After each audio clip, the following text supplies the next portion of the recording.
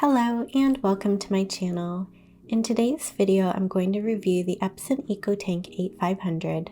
We'll go over some specifics about this model and why I think this is a good quality printer for professional artists and illustrators. I'll also show you how to set up the printing process and examples on different types of paper to show you how it prints professional quality artwork and photos. I'll link all of the products in the description box below, so let's get started. First, let's talk about this specific model.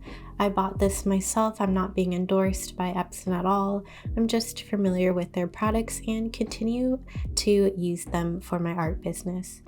When I purchased this printer, it was around $600, which is a hefty fee up front.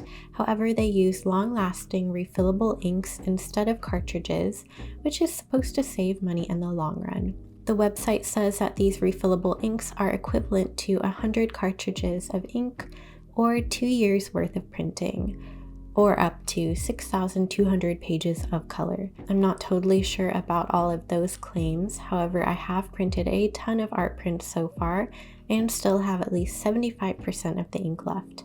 If you have an art business and are needing to print a lot or print very often, I can see this being a huge benefit. This is not too big of a printer either, so if you have a small office space, it still can fit on a desk or a shelf unit. The largest borderless print it can do is 8.5 by 11 inches. I don't personally need to print larger than that as I'm printing mostly greeting cards and postcards. However, if you do need to print larger, there is also a bigger version of this printer called the ET8550. That one can print up to 13 by 19 inches. However, it does take up a lot more space. As for ink, this printer uses what's called 6-color Clariet ET with photographic dye inks. It includes 1 pigment ink and 5 dye inks. The ET8500 says on their website that it is the Ecotank for creatives, so this ink profile and quality has been made for creatives and artists. Now, basic home printers usually use a 4-color dye system, which would be black, cyan, magenta, and yellow. This 6-ink printer has an additional gray ink and a pigment black. If you know about archival printing, which means high-quality printing that is supposed to last a very long time, those typically use pigment inks. Epson does talk more on their website about how long-lasting these prints will last with the 6-color Clariet inks, so I'll put the screenshot here. As far as print specifics and printing sizes, as I said before, this specific model prints up to 8.5 by 11 inches borderless, which means there is no white edges and no need to trim it. You select the settings for borderless and it will print exactly that. This printer has a front and back paper feed. The front has a slot for standard printer paper. You can also do different sizes by pulling the different levers to level the paper into the feed. You can use photo paper, art paper, cardstock, pretty much all types of paper as long as it isn't thicker than 1.3 millimeters. This printer also has a scanner bed, the quality of scans being 4800 DPI and 48-bit. So if you're scanning an artwork before printing, this will do a good job in scanning in high quality art. Overall, this is a big step up for an at-home printer scanner, and I think it makes a good in-between printer for those of you wanting to level up their home printer to produce professional prints and scans. But it's not as pricey as some of those huge professional art printers that can be up to a few $1,000s. So now that I've covered some basics about this printer, let's get into those print tests. First, I'll show you the Epson Photo Plus tool where you can select some settings for size, quality, and type of paper. So I've opened up the Epson Photo Plus tool. In this tool, you can select different settings and then drag and drop the artwork you'd like to print.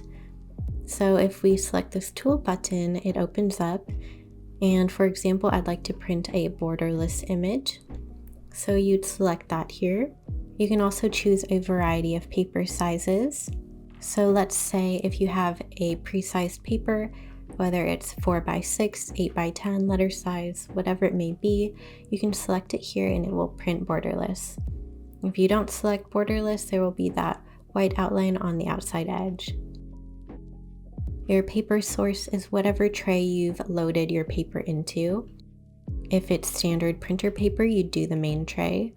If you're using photo paper, there is a specific photo paper tray, and let's say you're using thicker cardstock, you'd use the rear tray, which is the tray in the back, and that accommodates the thicker paper without it getting jammed in the printer. Then you'd pick the type of paper. There are a lot of selections here, and usually your paper type will come with instructions of what kind of paper to print it as. And then for print quality, which for professional images you'd want to choose quality. If you're just printing off something on standard printer paper, you might want to choose fine. So here I have the examples I've printed on different papers.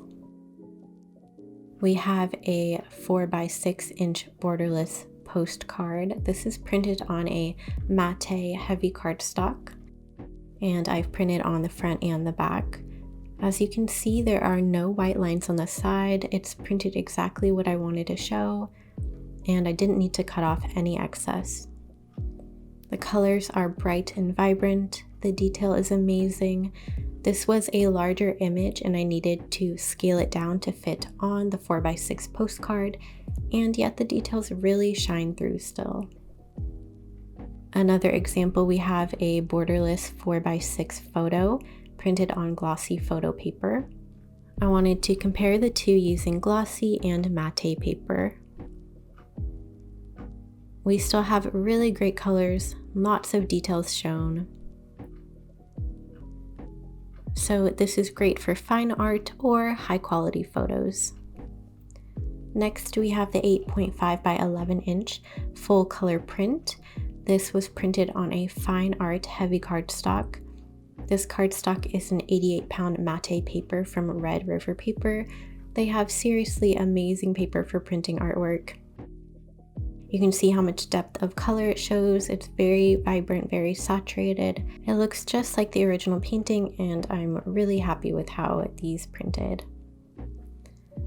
For comparison, I printed the exact same print on standard printer paper. This would be your regular thin printer paper.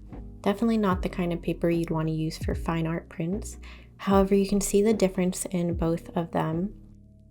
The colors and details are not as good or clear. This just goes to show no matter how good your printer or ink is, the paper does make a huge difference in the quality of your prints. Overall, I think this is a wonderful printer for printing professional, high-quality art prints at home. The color and vibrancy of the printed illustrations are exactly what I was hoping to achieve. The ink is long-lasting not only in terms of how many prints you can get out of each set of inks, but in terms of permanence. The printing itself is relatively fast for how high-quality and detailed it prints, and it can print on a lot of different types of papers and thicknesses of paper, which is important when you are printing a lot of different types of artwork. I hope this video was helpful in sharing my experience using the ET8500 in printing professional quality artwork from home. Once again, all the links will be in the description box below. Thank you for watching.